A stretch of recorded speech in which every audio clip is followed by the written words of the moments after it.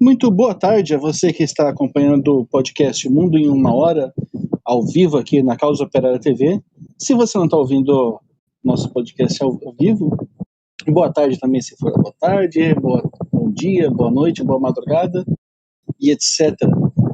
Estamos aqui hoje com um elenco um pouquinho reduzido, nós estamos com alguns companheiros aqui ainda em ritmo de final de ano, mas o Mundo em Uma Hora continua aqui nessa semana do dia 3 de janeiro, discutindo os aspectos que marcaram o ano de 2021, um ano de muita crise para o imperialismo e que já aponta também uma conclusão que tiraremos ao longo do programa, depois de um balanço, as perspectivas possíveis para o ano em um momento de crise e de debilidade muito grande para o imperialismo. No programa dessa semana, então, nós teremos aqui, além de mim, o companheiro Thiago Assad, a companheira Júlia Scovenzi. Tudo bom, Júlia? Opa, tudo bom? Bom dia, boa tarde, boa noite, boa madrugada aí pro pessoal. E a pedido dos companheiros telespectadores, ouvintes no caso, né, do nosso podcast, a gente tá com uma segunda parte aí de retrospectiva e um plus de perspectivas para o próximo ano. Então, uma boa tarde para os companheiros ouvintes aí, qualquer lugar que esteja, e vamos procurar fazer uma pequeninha análise para começar o ano. Isso mesmo, companheiro Roberto França, e não teremos, como os companheiros estão percebendo, a participação da nossa companheira Adriana Machado, Machado da Revolução, que está fazendo 1001 peripécias nesse momento aqui para gravar o nosso especial aqui de 1000 membros lá na área 51. A última informação que nós tivemos é que ela estava entrando na área, desde então não tivemos mais contato. Se alguém tiver informação, por favor, nos avise. Mas voltaremos com ela certamente na próxima semana. E, enquanto isso, vamos reforçar aqui, então, o pedido para que os companheiros valorizem esse esforço aqui da companheira Adriana e tornem-se membro do canal, ajudem a divulgar tanto o programa O Mundo em Uma Hora, como também o nosso canal Internacionalismo, onde esse podcast ficará armazenado e disponível para consulta em qualquer momento, enquanto o YouTube permitir que a gente discuta política internacional. Para isso, pedimos a contribuição fundamental aqui de toda a militância ativa, o segmento mais vanguardista da esquerda que acompanha nosso canal, que acompanha a nossa programação, para curtir, para compartilhar com todos os seus contatos toda a nossa grade de programação, e torne-se também membro do nosso canal mãe aqui, por onde os companheiros que estão ouvindo agora ao vivo estão acompanhando, que é a Causa Operária TV. Outra forma de contribuir também para o fortalecimento da imprensa independente e revolucionária é fazer como os companheiros LC29, que mandou um super sticker aqui, uma é muito simpática, na última segunda-feira, e também o companheiro Ernesto Abdala Filho, que fez uma contribuição também, e que é muito importante para que mantenhamos a nossa grade de programação, toda a nossa estrutura de comunicação aqui. Eu mencionei independente, mas, na verdade, esse programa e toda a grade de programação da imprensa da Causa Operária, ele é independente em relação à burguesia, em relação à direita, porque ele é 100% dependente e financiado aqui pela classe trabalhadora, pela esquerda, pela militância revolucionária que apoia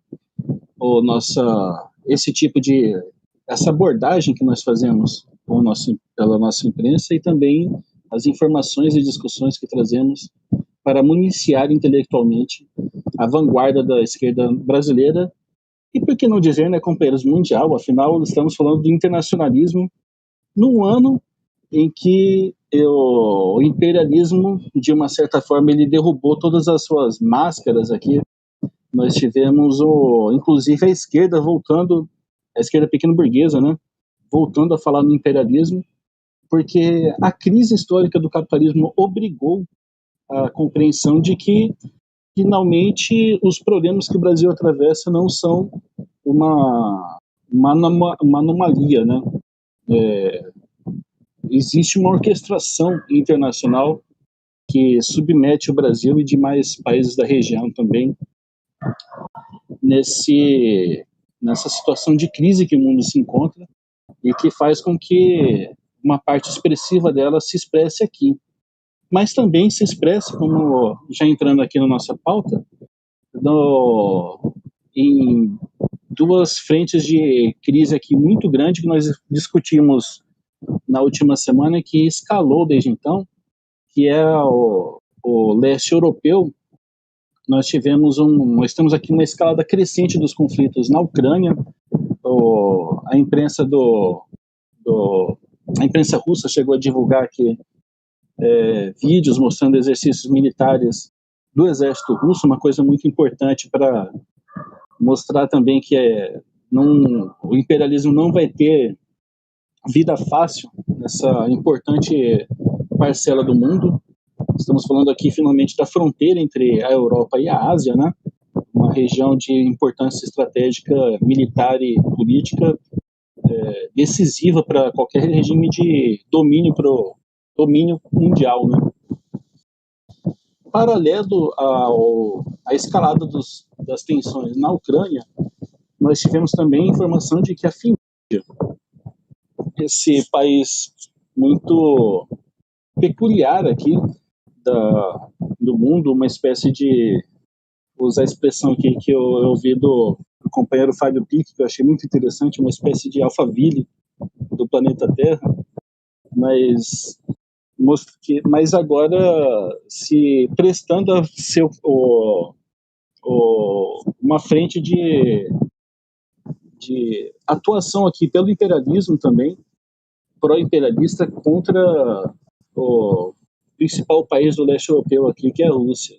O governo finlandês começou uma discussão aqui, uma agitação que vem ganhando a repercussão na imprensa em torno de instalação de bases da OTAN ali no seu país, que já foi parte do Império Russo, em função dos problemas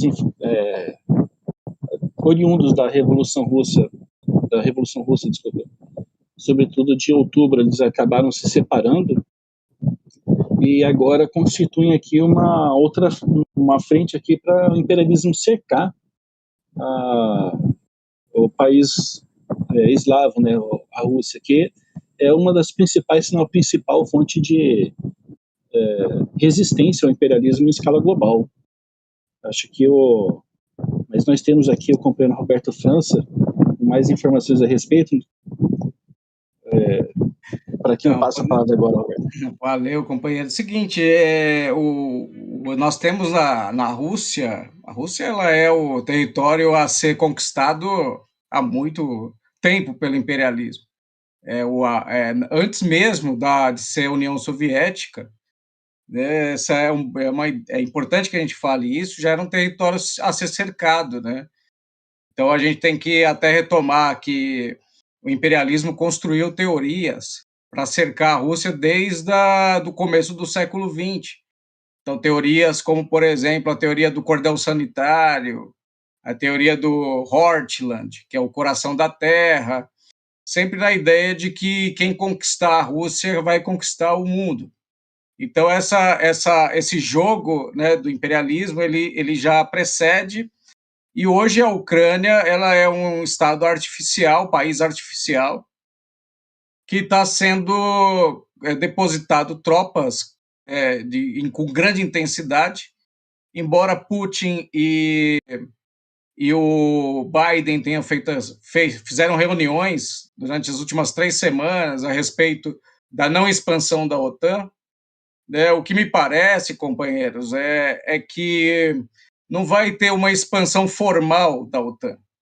Me parece que aí vai haver uma expansão de uma OTAN né, por intermédio de uma série de países que vão além do Atlântico Norte, né? Então, a gente tem aí um tratado recente feito entre os países nórdicos, os 4 países nórdicos, né, que também vai na direção, né, de tentar fazer esse cercamento, né, geoestratégico, no sentido de fazer com que a Rússia ceda os seus recursos de forma mais suave possível, né? Para que vocês possam ter uma ideia, o inverno europeu desse ano é muito rigoroso.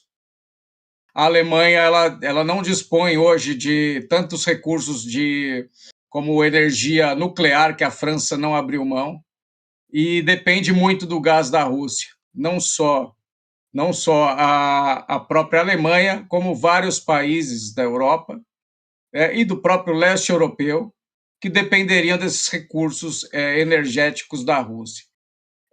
Claro, isso é o ataque do imperialismo, e a Rússia tem sabido lidar com bastante energia, no sentido da força militar, né, e da sua capacidade de pensar esse grande jogo, né? Sem contar que as alianças que a Rússia tem estabelecido para poder fortalecer a sua capacidade de defesa, né, em relação a esses ataques. Infelizmente, nós precisamos, aqui no Brasil, a esquerda mesmo faz ataques à Rússia, né, e pegando geralmente a ponta pela questão identitária, né, atacando Vladimir Putin como um machista, como um misógino, que é uma pessoa cheia de atributos negativos do ponto de vista moral dessa esquerda pequeno burguesa, e no caso aí a Rússia ela tem tido a capacidade, inclusive, de minar a próprio sistema em geral, o próprio regime político, porque vai enfraquecendo as capacidades militares dessa OTAN expandida. Passando a palavra aos companheiros fazer os comentários. Esse problema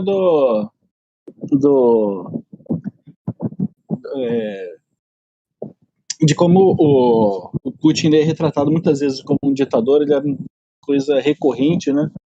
O mesmo imperialismo que acha absolutamente normal a Angela Merkel atravessar aí uma década, 16 anos no poder, sendo substituído agora justamente pelo seu vice, que é o Stulz, acho que é assim que pronuncia, enfim, aquele cara lá do Partido Social Democrata. É o Schulz. Schulz, né? Isso daí, esse maluco aí. Quer dizer, então a gente vai para 20 anos aí de governo basicamente do mesmíssimo grupo de articulação política, com a mão, é como se fosse a mesma pessoa, só que com a mão direita, e aí ele passou 16 anos assinando com a mão direita e vai assinar agora com a mão esquerda. E isso daí eles passam por cima assim com um cinismo que é impressionante, para dizer que o ditador da história aqui é o Putin. A gente sempre vê, especialmente no Dash Velho, é quase um epíteto do Putin. Ele é o ditador, ele é o cara que é antidemocrático, ele ataca os direitos humanos, faz o diabo aí no mundo. Mas em meio a toda essa propaganda, você vê que o Putin ele é um cara direitista também. Não alimenta ilusões aqui quanto a isso. Você vê que ele tem uma política muito ligada às oligarquias russas. Mas, independente dessa consideração, fato que ele é um dos principais organizadores aqui de uma luta contra o imperialismo, essas contradições do mundo da etapa de transição colocam ele, que é um elemento muito direitista, meio que na vanguarda da luta contra o imperialismo, que é uma coisa doida, mas é próprio da dinâmica da luta de classes, e nesse sentido é muito negativo a forma como essa perspectiva moral de falar que ele ataca homossexuais, que ele ataca mulheres, quando na verdade o que ele está atacando, de maneira muito acertada, inclusive, a gente reforça, são movimentos financiados pelo NED, por ONGs, todas elas ligadas ao imperialismo, e que buscam esses elementos aqui de fácil demagogia, porque tem mesmo uma situação de opressão que existe, mas que de maneira nenhuma será superada pelo imperialismo, né? Para usar uma frase icônica assim do Biden, talvez ele aquele momento que a pessoa fala mais do que gostaria, no momento de crise, o Biden falou que no Afeganistão, do qual a gente vai falar mais daqui a pouco, eles não foram para promover nenhum serviço humanitário. Isso é a tônica do imperialismo em escala global. Em absolutamente nenhum lugar do mundo, inclusive nos próprios países deles, eles estão interessados em fazer nenhum serviço humanitário ou desenvolver absolutamente nada de progressista. Existe uma política de rapina que faz com que eles sejam a principal força do atraso material, inclusive, que afeta essas populações, a comunidade LGBT, as mulheres e toda a ampla gama de oprimidos aqui, que tem a sua opressão originada, derivada, aliás, sobretudo da luta de classes. Isso tende a se escalar ainda mais agora porque uma coisa que ficou muito evidente é que a crise está obrigando o imperialismo a ser meio que um cachorro louco aqui. Você vê que por essa tentativa de cercar a Rússia, ela se reproduz também em outros países e a gente está vendo também, a gente falou bastante no último programa, mas é importante lembrar aqui que a China também se encontra sob cerco. E outra região do mundo que é vital para o domínio imperialista, que é o Oriente Médio, também se encontra sacudido agora por mais uma frente de crise que foi aberta com a onda de ataques aqui do governo israelense, um governo de ocupação estrangeira, um verdadeiro estupro que foi feito contra a nação palestina, um governo que não deveria existir. Isso vai ferir algumas sensibilidades, mas não estamos aqui também para reforçar essa loucura que vem sendo gestada já há décadas e que é impulsionada pela esquerda pequeno-burguesa. O Estado de Israel é um Estado fictício e ele é resultado de uma ocupação criminosa do território palestino que articulou no passado recente, vem atacando com a máxima brutalidade, retomou aqui com uma brutalidade muito grande contra a Síria, que é um país importante nesse alinhamento aí de forças entre Irã, Rússia e China também, no Oriente Médio, a região principal produtora de petróleo no mundo, desde que Lenin escreveu O Imperialismo, a etapa superior do capitalismo, ficou muito claro a importância do petróleo para o regime de dominação global, e a gente está vendo um recrudescimento também nessa área, ao mesmo tempo que você tem agora 2 anos vai ser, inclusive no dia que os companheiros aqueles que estiverem ouvindo ao vivo, vão se lembrar disso, porque são 2 anos já de um assassinato, uma manobra que foi feita criminosa aqui pelo imperialismo. Israel e os Estados Unidos articularam um encontro com o general Soleimani para, no meio do caminho, matá-lo. Uma coisa que deixa muito claro que não estamos falando aqui de pessoas normais, de pessoas razoáveis com qual existe qualquer possibilidade de diálogo, mas com verdadeiros bandoleiros aqui dispostos a fazer qualquer loucura para impor os seus interesses aqui sobre quem quer que esteja no caminho do imperialismo. Mas isso acendeu aqui uma nova frente ao mesmo tempo que eles acendem aqui uma nova frente de crises no Oriente Médio, os ataques que Israel vem promovendo contra a Síria são os mais agudos aqui, já destruíram portos, já mataram civis, inclusive, na destruição do porto. Eu esqueci o nome da cidade aqui agora, mas fizeram esse ataque na última semana. E, ao mesmo tempo, do lado iraniano, a desculpa deles, que é sempre uma desculpa também, era de que haviam armas iranianas no porto da cidade síria, mas ao mesmo tempo que isso acontece, o Irã lembra os 2 anos do assassinato do Soleimani e já com uma sequência de atividades aqui de denúncia desse assassinato e de convocação do mundo árabe e do Oriente Médio para lutar aqui para denunciar o caráter criminoso do imperialismo e para uma luta mais encarniçada, sobretudo contra Israel, não é isso?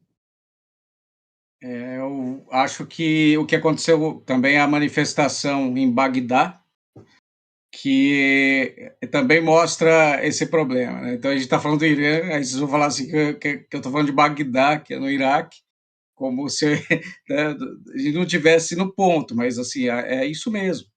Que o Soleimani foi assassinado numa visita ao Iraque, né? E aí o Iraque, o alinhamento do Iraque justamente ali com o Irã mostra o fracasso do imperialismo, porque foi a mesma agenda, né, que foi para a ocupação do Afeganistão, é a agenda que também foi encaminhada para atacar o Iraque, e o Iraque, no final, acabou se tornando um grande aliado, né, do Irã nessa situação do Soleimani, e a esquerda, à época, inclusive, não compreendia, porque a gente falava que o Soleimani era importante, porque ele é uma pessoa fundamental na Revolução Islâmica e um grande estrategista contra o próprio imperialismo, defendendo, né, os interesses, né, do Irã contra essas rapinas aí dos Estados Unidos. Então, passar aos companheiros aí para mais comentários.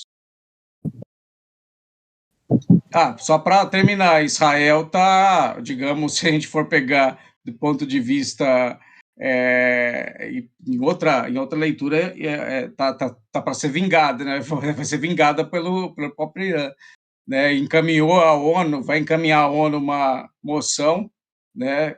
Por causa da descoberta de que Israel foi o assassino de Soleimani. À época, teve um caso que a gente está falando de 2019, né?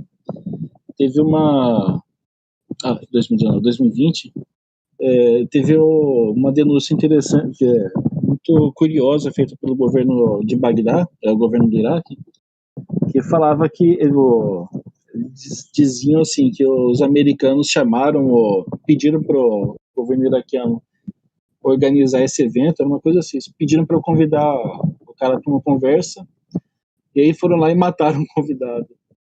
Que é uma coisa assim muito de gente rasteira mesmo, né, próprio da forma do imperialismo. O Soleimani, a gente lembra, ele era o organizador do exército revolucionário, e todas as conquistas no campo militar conseguidas pela Revolução Iraniana tinham uma participação muito grande desse que era uma figura muito importante, o general Qasem Soleimani. E uma coisa que mostra também, já naquela época, já deixava claro, o imperialismo ele não é município para trabalhar com limite, né, para usar a expressão muito em voga, mas eles não desconhecem isso, na verdade.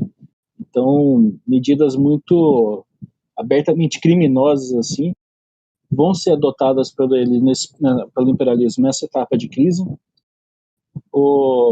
Isso escalou desde então. A gente está vendo aqui, só colocando aqui, estava falando do ataque ao porto na Síria, o porto de Latáquia, que foi atacado na madrugada do dia 28, próxima virada do ano, mas desencadeou já uma nova frente de crise no Oriente Médio, que está sendo denunciada aqui por Teherã, o governo do Irã, né? E também com muita repercussão pela imprensa russa. o embaixador do Irã na Síria chegou a pedir a expulsão do embaixador americano no mesmo país. E a gente está tendo uma situação aqui de um conflito muito intenso. A guerra civil síria, ela volta a se tornar uma coisa, uma frente de tensão aqui no Oriente Médio. O próprio governo russo já vem intervindo também na região, mas a gente está vendo que o imperialismo, nesse momento acuado, do jeito que está aí, necessitando de um controle nessa região. Eles estão retomando aqui essa guerra civil que vinha sendo levada meio que de uma forma mais fria, mas ela vem esquentando novamente em função de, como consequência, na verdade, de uma crise muito ampla que envolve todo esse regime carcomido já, que se encontra numa crise de características terminais, mas que não vai cair de maduro aqui. Ele vai demandar uma luta muito intensa nesse ano de 2022, que é o que ele está indicando por esses exemplos que a gente está citando, né? Tanto o cerco contra a Rússia quanto a escalada não das tensões mais, porém dos conflitos diretos mesmo, da guerra que eles estão retomando aqui na Síria, que obedece a uma necessidade do imperialismo de fazer com que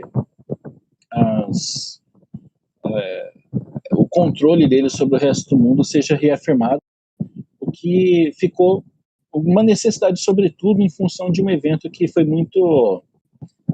nós falamos no último programa, mas que sempre vale lembrar. O ano de 2021, ele marca uma derrota histórica para o imperialismo, que foi a derrota que eles sofreram para o Talibã.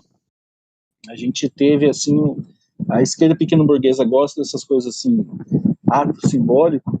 Agora, o ato simbólico que é positivo mesmo, é esse que a gente viu que aconteceu no Afeganistão com o exército não, os guerrilheiros, né? Eram pessoas muito mal equipadas, inclusive, usando armas de baixíssimo poder ofensivo, mas contando com um apoio popular muito grande, praticamente numa revolução aqui nacional, com diversos grupos liderados pelo Talibã, esse terrível opressor das mulheres afegãs, que não podem estudar mais agora, o opressor das Malalas da vida, Malalas, eu confundo o nome dela, mas foi a grande derrota que impulsionou toda uma crise aqui no imperialismo e que segue produzindo efeitos que vão se tornar ainda mais agudos e acentuados aqui ao longo de 2022, né? O que vocês acham, companheiro? Eu acho que aí é uma coisa para a nossa companheira Júlia dizer assim, aqui no Brasil eles estão derrubando estátua, né? Mas lá eles criticam a expulsão dos Estados Unidos, né, Júlia? A questão do Talibã, ela é bem parecida com a questão do Putin nesse sentido, até com Venezuela, Cuba e outros países que tentam minimamente se proteger do imperialismo, né?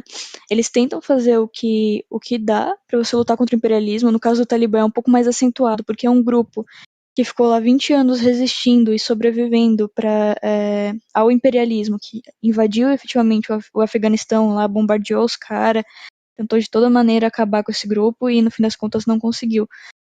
Então, nesse sentido é bem significativo, né? Aí qual que é a estratégia do imperialismo contra isso é puxar o identitarismo, né? Falar que não, porque é o inimigo das mulheres, porque é o inimigo dos LGBTs, dos negros, de não sei mais quem. E a partir daí a pessoa, o grupo, a burguesia, o imperialismo que estava invadindo um país, já estava ocupando um país há 20 anos, bombardeando e oprimindo a população local, vira um santo protetor das mulheres, assim, de um dia para noite. Mas é interessante que essa política do identitarismo. A gente estava até conversando antes do programa, que já que a gente está fazendo uma retrospectiva e perspectiva nesse sentido, dá para retomar algumas coisas relacionadas ao identitarismo que aconteceram no ano passado e que efetivamente não deram frutos esse ano, né? Como o próprio Roberto chegou a comentar da derrubada de estátuas. A gente viu aqui no Brasil o Borba Gato, aí teve não sei quem outro colonizador, não sei aonde, nos Estados Unidos, teve na França, teve na Itália, teve em Portugal, teve na Colômbia, teve no Chile, em todo tipo de país. Vocês podem imaginar, teve uma estátua aí sendo derrubada com aqueles dizeres de não, a gente está superando a opressão, porque os brancos machistas que não vão poder mais nos oprimir aqui. Agora aqui na Itália, por exemplo, se eu não me engano, ano passado, não sei se foi ano passado ou retrasado mesmo, foi a primeira estátua de uma mulher que foi inaugurada, não lembro em qual cidade, mas foi todo no escarcéu, porque estava quebrando com o patriarcado da região e não sei o quê. Mas no fim das contas é o que a gente está vendo agora, né? Não foi por conta da estátua que o Talibã tomou o poder, por exemplo. O pessoal estava derrubando, derrubou o Borba Gato, mas no fim das contas o Bolsonaro está aí, acabando com a população e com os direitos do trabalhador, como ele teve fazendo o governo inteiro dele. É só mais um exemplo aí de que essa política não leva a nada. Uma coisa só disso aí que você colocou, Júlia, que eu lembrei, um desses episódios memoráveis aí da portuguesa foi quando você falava das estátuas na Dinamarca, em Copenhague, uma estátua da Pequena Sereia, que o pessoal colocou lá, pichou lá, falou peixe racista, fez um grafite lá, mostrando que esse é outro público que também desconhece o sentido de limite, né? Até estátua de Pequena Sereia, eles são capazes de fazer coisas doidas, né? Porque eu lembro, inclusive, Assad, que estava lá no ano passado o mundo, nesse caso, concentrado principalmente na Europa, né? Mas eu lembro que teve manifestação, se não me engano, na Austrália, nos Estados Unidos também, contra o passaporte da vacina, que começou nessa região, mais ou menos, né? Tava tendo manifestação contra isso. Porque assim, a gente já discutiu diversas vezes, tanto no internacionalismo quanto nos programas gerais do PCO, da COTV, que o passaporte da vacina é uma coisa repressiva, é algo que não deve ser imposto. Na Itália, o pessoal já é obrigatório, né? Lá é chamado de Green Pass, que o trabalhador ele pode ser demitido sem nenhum tipo de indenização, só por não querer se vacinar. Então, a gente alertou diversas vezes sobre esse assunto e na Europa, e inclusive a esquerda europeia, na França, inclusive, se não me engano, um dos sindicatos de esquerda lá chegou a organizar uma manifestação contra o passaporte da vacina, se organizou, fez manifestações e tudo mais, não era algo exclusivo da extrema-direita nem nada. E né, todas essas manifestações do ano passado acabaram criando um ar de desconfiança na burguesia, nas empresas, na Pfizer, AstraZeneca e todo aquele tipo de vacina que a gente vê por aí. E isso, obviamente, era ruim para a burguesia, né? Era ruim para quem estava vendendo, para quem estava lucrando, mesmo no meio de uma pandemia, mesmo no meio da desgraça dos povos oprimidos do mundo inteiro. E aí o que aconteceu? Foi aí que começaram a meter o identitarismo no meio, que essas manifestações contra o passaporte da vacina, aí o pessoal começou a falar de estátua, assim, não, porque o problema do Covid é sei lá, o colonizador que chegou não sei aonde, há 700 anos atrás, o cara nem sabia nem o nome dele, provavelmente. E colocando isso no meio, o pessoal acabou apaziguando, teve muita manifestação que estava indo, que estava andando, que estava crescendo, organizada inclusive pela esquerda, que murchou completamente por conta dessas coisas, aqui no Brasil inclusive, aquela questão do Borba Gato murchou as manifestações. E, né, mais um exemplo aí do que a gente estava falando, né, você é bravo. Vou falar desse problema do passaporte. Sabe o que eu acho, companheiros? O Brasil ele é um país que tem uma questão muito peculiar, que é um oligopólio de imprensa que é muito grande, gigantesco. E ele consegue ter um controle extremamente significativo, muito significativo, em relação a todos os espectros políticos. Né? A Rede Globo, né? e essas concessões de TV, então, assim, elas conseguem controlar de forma muito poderosa. Então, assim, eu percebo muito uma coisa, companheiros, a esquerda brasileira ela não tem interesse pela política internacional, né? Isso fica evidente quando o Assad, né, relata essas questões da Itália, né? E no mundo inteiro, a esquerda, né, a Júlia já tinha falado sobre isso também, a esquerda ela tem se posicionado contra o passaporte, né? Nós que já passamos por uma ditadura militar, né, que prezamos por uma liberdade do indivíduo, né, também, né, de ter uma escolha em relação. Muita gente não poderia nem, de repente, ter uma vacinação, Ô, porque Roberto, poderia causar um problema. é mais ou menos que nem a questão da urna eletrônica, né? O Brasil é um dos únicos países no mundo que ainda usa, ainda é engraçado usar essa palavra, né? Mas ainda usa a urna eletrônica, sendo que já é mundialmente conhecido, né? Mundialmente usado a urna em papel, a urna em papel impresso. A gente já sabe que, apesar de não resolver todos os problemas, porque no fim das contas a gente ainda está no capitalismo sob a ditadura da burguesia, quanto mais a gente puder ter um controle sobre as eleições, melhor. E esse seria o caso da urna impressa, né? Sad, está de volta. Sim, um problema operacional aqui, companheiros. Mas o caso da Itália que me chamou a atenção foi justamente nesse final de semestre, né? O fato da esquerda apoiar, inclusive impulsionar lá o passaporte sanitário, provocou uma crise que levou alguns elementos mais atrasados, organizados não em partidos e organizações tradicionais, mas organizados através de torcidas, a participarem de uma invasão do sindicato, da Central Sindical Italiana, CGIL. Aquilo foi um ato fascista, a gente não defende esse tipo de ação. O ataque a organizações dos trabalhadores, ele sempre é uma coisa fascista, por excelência. Agora, é preciso uma consideração mais metódica daquele evento para a gente compreender o que a esquerda está fazendo de para uma parte da sua base social e voltar contra ela. E essa questão do passaporte sanitário, ela coloca isso de maneira muito clara, que a esquerda pequeno-burguesa, ela está em conflito com a base proletária, isso ficou muito evidente naquele episódio, e aqui no Brasil também, em muitos outros países, mas a gente vê aqui pela nossa realidade também como isso tem sido um ponto muito polêmico. Do caso da Itália, voltando a ele, que eu achei muito importante, foi depois daquele ataque foi chamado um outro ato que foi grande, foram mais de 200 mil pessoas em Roma se manifestando contra o fascismo. Só que na sequência daquele evento, os trabalhadores, os portuários de Gênova e de outras cidades também, do litoral italiano, fizeram uma manifestação em greves também, contra essa medida que é apoiada, sobretudo, pelo Partido Democrata, o antigo Partido Comunista. Opa. No fim das contas, essa manifestação que foi realizada pela CGIL e algumas outras entidades de esquerda, elas foram, obviamente, né, como você disse, a gente não é a favor de invasões de sindicato nem nada, né? Essa não é a solução, mesmo que você não concorde com a política dos caras, ainda mais sendo de esquerda.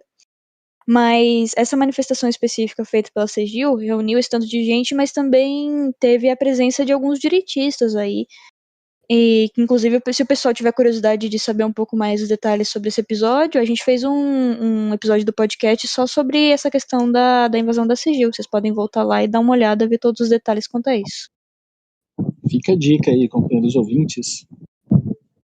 Mas eu acho que esse é um ponto interessante para a gente ter uma perspectiva também, porque muitas vezes parece assim, a gente olha para essa direção maluca da esquerda pequeno-burguesa, fazendo umas coisas assim, umas táticas de gente retardada, inclusive repetindo fórmulas que você já viu que foram furadas aqui no Brasil, tentando ressuscitar a chapa Dilma Temer com Lula e Alckmin.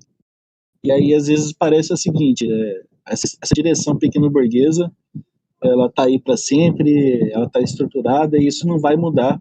E não é isso que o desenvolvimento da história, sobretudo esse período agora mesmo que a gente está vendo, está apontando. Existe uma superação aqui se desenhando da esquerda pequeno-burguesa por uma camada mais proletária e muito mais radicalizada, que comece a aparecer em eventos como esse da Itália, que eu acho que é muito importante da gente... foi outro ato simbólico também, mas de conteúdo concreto, muito importante para a gente tirar um balanço aqui de o que 2022 promete para a gente, né, companheiros? Eu acho que não só na Itália, mas vários países ocorreram manifestações grandes em relação a esse problema do passaporte, porque a esquerda, por exemplo, ela tira férias, ela vai para todos os lugares aí, vai para a praia, né, tudo mais, mas cerceia o movimento de quem é pobre, quem não tem as condições, né, de materiais deles, mas assim é uma imposição de forma ditatorial. Os sindicatos estão fazendo isso. Sindicatos da pequena burguesia, principalmente aqueles ligados ao PSOL, ao PSTU, são sindicatos assim que estão aí com a mesma agenda do Fórum Econômico Mundial, né, da Big Pharma, né, apoiando esse tipo de movimento aí, né, que é um movimento que vai contra qualquer defesa, até da própria Carta dos Direitos Humanos, que é extremamente grave. Mas, assim, para a gente pegar as perspectivas, são várias eleições esse ano, né? Então, a gente vai ter muito debate em torno da questão das eleições, né? Os Estados Unidos vai ter eleições agora, que vai testar aí o Joe Biden, né, como que foi o candidato da pequena burguesia de esquerda aqui no Brasil, né, que apoiou infusivamente. A gente viu aí o pessoal aí, né, na rede social, assim, era uma coisa impressionante, parecia que a esquerda tinha ganho, feito a revolução, né? É o famoso mal menor. Foi um negócio assim impressionante, que o Trump, o grande fascista, né, que ia prejudicar a candidatura Bolsonaro. E aí a gente vai ter umas eleições aí com o Biden totalmente combalido, né, com uma hiperinflação ali, com um recrudescimento da Covid, enfim, o que poderá levar a isso, muito provavelmente uma vitória aí dos republicanos em massa nas eleições legislativas. Companheiros, passando a palavra, eu queria depois falar um pouco da Colômbia, que vai ter eleições também esse ano.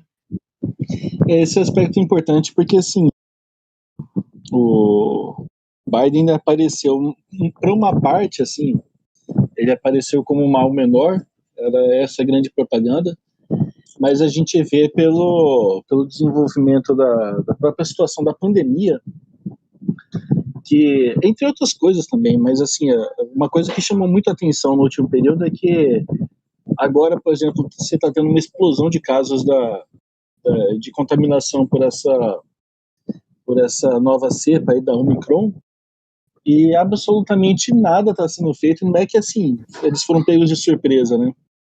Já havia os Estados Unidos e o hemisfério norte de conjunto, nós já estamos finalmente há 2 anos já de pandemia, então o pessoal já deveria esperar que no inverno houvesse um recrudescimento. Absolutamente nada foi feito, o pessoal não tem nem teste lá nos Estados Unidos, o país de desenvolvimento capitalista mais avançado do mundo, não tem testes para a população. A companheira Adriana Machado informou, inclusive, na última correspondente internacional, das filas gigantescas no meio do frio que o pessoal está fazendo para conseguir simplesmente fazer a testagem, e como são poucos que estão conseguindo, os resultados têm sido alarmantes lá. E aí você pensa o seguinte, bom, o Trump ele é o negacionista, ele é o cara que... vamos entrar agora no momento obrigado Trump, mas o Trump ele é o negacionista, o anticientista, ele é o doido, ele tem um cabelo esquisito, ele fala coisa idiota, que tudo é verdade mesmo. Mas e o Biden é o científico, o moderado, é o cara que... No tratamento da Covid, obrigado Trump, no tratamento da Covid o Trump foi muito melhor do que ele, o que ser pior do que o Trump também exige um esforço que o Biden está conseguindo, e inclusive no apoio à população, que é uma coisa que é impressionante. O Biden ele era para ser o Roosevelt, né? Aquele cara que era popular, que ia empreender uma política econômica revolucionária, ressuscitar e acabar com o neoliberalismo também, ressuscitar aí o estado de bem-estar social.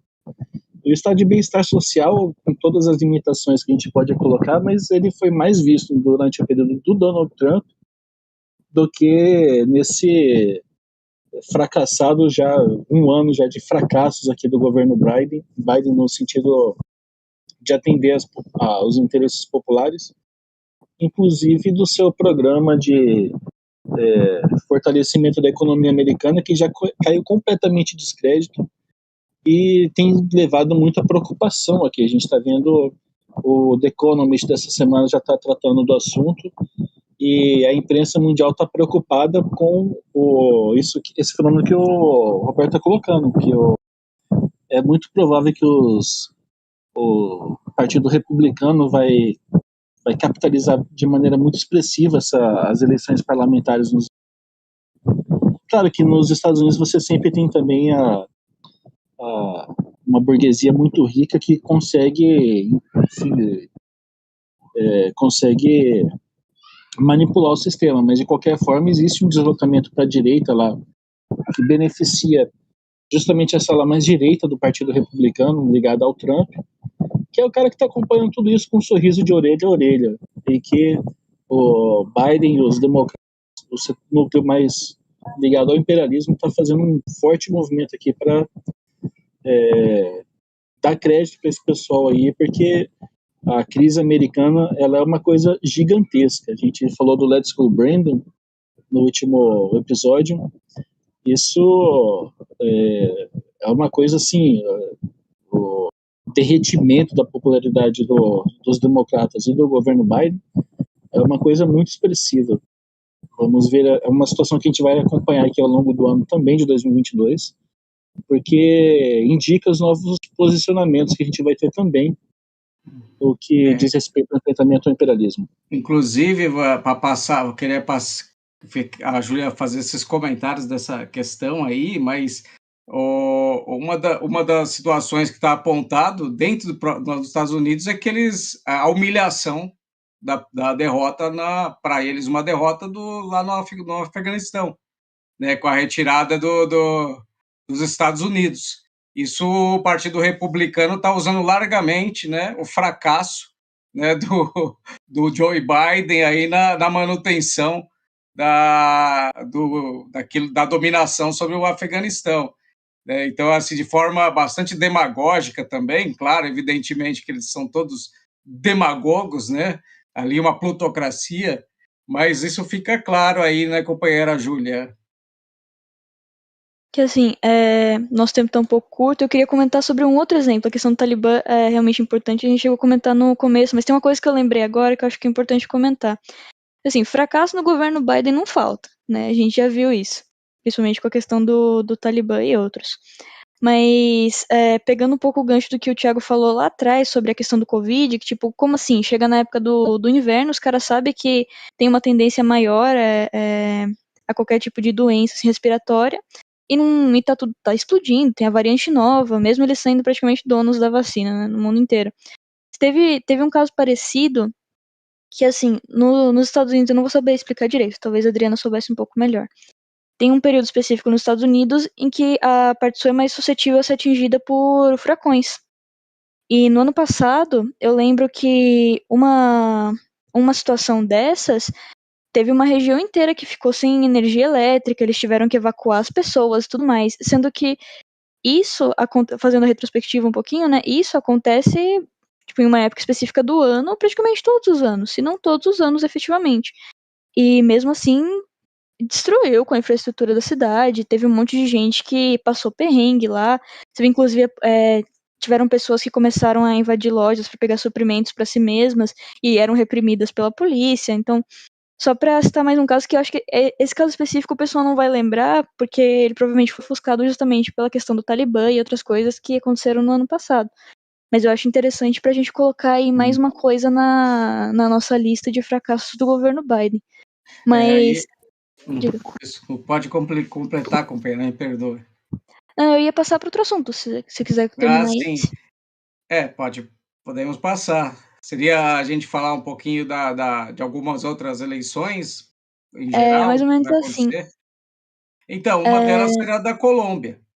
A Colômbia também tem uma questão, as questões no Brasil está apontando para federações partidárias. O que aconteceu também lá no Chile foi uma espécie de coalizões, né, também colocadas para poder fazer o sistema diminuir o número de partidos, né, de representações. E a Colômbia agora são 7 candidatos aí para concorrência, né. Em princípio, 7 candidatos são de direita, né, assim, ou de centro-direita, e a candidatura mais esquerdista delas ainda está em processo de obtenção de firmas, que seria assinaturas, né? E é uma candidatura ligada a essas questões identitárias aí, que é o Henrique Peñalosa, né? Que vai concorrer aí com um amplo movimento aí, ligado também às autoridades indígenas da Colômbia, né? E essas eleições aqui vão marcar também, podem marcar esse processo aí de reafirmar os grandes blocos de partido para o imperialismo fazer o controle do regime político, né? Só passando rapidamente por eles, alguns blocos. Um é o Pacto Histórico por Colômbia, né, que pega aí partido como a Colômbia Humana, União Patriótica, Força Cidadana, Movimento Alternativo Indígena e Social, Polo Democrático Alternativo, e aí vai. Isso aí seria uma grande, ampla coalizão aí de mais ou menos o que aconteceu com o Chile.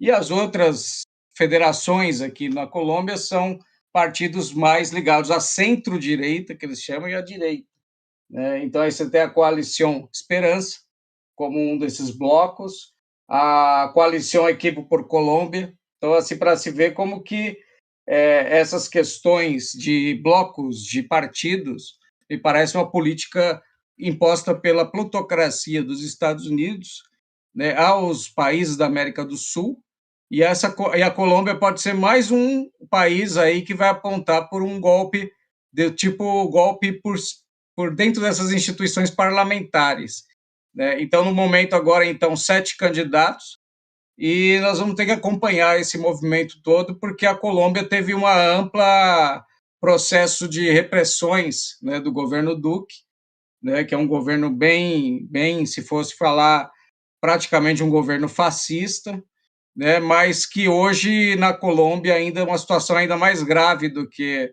do Brasil em termos de mobilização de uma esquerda, né, já com uma certa consolidação. E aí a federação ela vem a diluir esse problema, para diluir os partidos.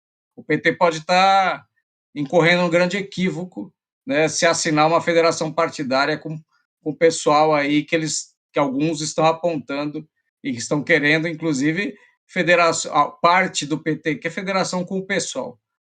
E esse é um alerta que a gente precisa dar, que o PSOL ele é o partido golpista, assim como o PSB é um partido do golpe, e nós não podemos aceitar uma situação dessa e nem a euforia aí, né, com relação a uma possível vitória fácil do Lula. Não vai ser fácil, né, companheira Júlia? com certeza. Tem que ter muita mobilização, tem que ter muita gente na rua. A esquerda ela precisa apoiar a candidatura popular do Lula, precisa colocar aí na pauta que é o necessário para a gente realmente ter um governo popular aí sendo eleito esse ano. Mas, assim, o que a gente vai acompanhar todas essas questões, obviamente, esse ano vai ser um ano, como vai ser um ano tipo, uns 3, 4 vezes mais mais turbulento do que o ano passado. Vai ter eleição na França, vai ter eleição aqui no Brasil mesmo. Tudo isso a gente vai acompanhar e vai dando atualizações para vocês. Assim como a gente também vai acompanhar os desdobramentos das coisas que aconteceram no ano passado, né? A continuação do governo Biden, a questão do Talibã, o Boric, que vai assumir esse ano o governo do Chile. A gente vai acompanhar aí como é que vai ser. Todas essas coisas os ouvintes podem ficar ligados aí no Mundo em uma Hora, que vai ser um ano longo aí pra gente, companheiros. Então é isso, da minha parte, né? Queria me despedir aí. e continue com a gente aí, só semana que vem. Isso, então, companheiros, a gente, acho que encerrando aqui com a fala da companheira Júlia, é um lembrete importante de que existe uma crise que leva o imperialismo a ser ainda mais agressivo. Nós destacamos aqui derrotas que causaram uma crise e novas ofensivas que demonstram que 2022 vai ser um ano muito mais quente do que o ano passado. Uma lembrança importante de a gente ter em mente isso que a Júlia está colocando, só para colocar um detalhe que a gente viu em 2021, foi o Steve Bannon também, vindo aqui ao Brasil, dizendo categoricamente que a eleição brasileira é a segunda mais importante do mundo. Uma consideração que acredito que ele não estava falando aquilo por mera demagogia, mas por uma consideração política referente à importância do Brasil para os Estados Unidos, sobretudo para o imperialismo norte-americano, mas também para o equilíbrio de forças em escala global.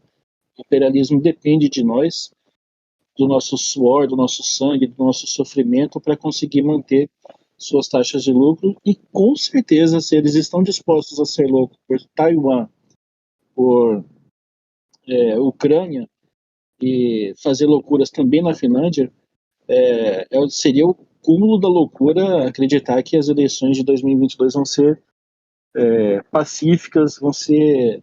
Eu acho que nem serão tão... As eleições de 2014 que vão parecer uma coisa pacífica, perto do que deve estar, do que está se desenhando para esse ano. Porém, contudo, todavia, as nossas perspectivas elas são muito positivas e basta. A gente só tem que ter claro que estamos enfrentando um sistema de domínio e de opressão que atua em escala global e que vai atuar aqui, mas nós temos um forte catalisador das mobilizações populares, que é o ex-presidente Lula, e temos também a própria mobilização popular, que já garantiu vitórias importantes no último período, inclusive a libertação do ex-presidente Lula, que foi uma conquista popular isso.